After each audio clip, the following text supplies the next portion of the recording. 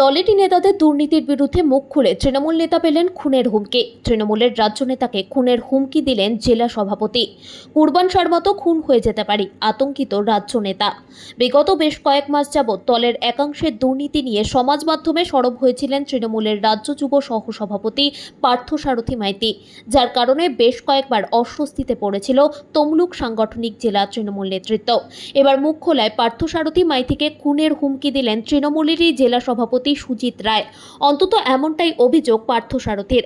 আর এই নিয়ে ইতিমধ্যেই রাজ্য নেতৃত্ব সহ প্রশাসনের দ্বারস্থ হয়েছেন তিনি। ইতিমধ্যেই রাজ্য সভাপতি সায়নী ঘোষ সহ জেলা পুলিশ সুপার ও অভিষেক ব্যানার্জির দপ্তরে ইমেইলে জানিয়েছেন তিনি।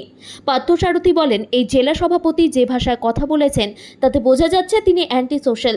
তিনি আতঙ্কিত। গত 2019 সালে পাঁশকুড়ার তৃণমূল কংগ্রেসের পঞ্চায়েত সমিতি সহসভাপতি কুরবান শাহ দলের দুর্নীতির অভিযোগ করায় খুন হতে হয়েছিল। তার মতন দ্বিতীয় কুরবান শাহ হয়ে যেতে পারি, এমনটাই আশঙ্কা করছেন তিনি।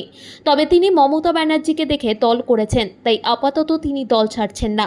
যদিও পুরো ব্যাপার নিয়ে কটাক্ষ বিজেপির দাবি কাক কাকের মাংস খায় না। এতদিন তৃণমূল বিজেপি কর্মীদের খুন করেছেন, এবার নিজের দলের লোকেদের খুনের হুমকি দিচ্ছে। চোরদের সাথে থাকছেন কেন, সেই নিয়েও প্রশ্ন তোলে বিজেপি। তবে যার বিরুদ্ধে অভিযোগ, সেই তৃণমূলের জেলা সভাপতি সুজিত রায়ের তরফে এখনো কোনো বক্তব্য পাওয়া যায়নি।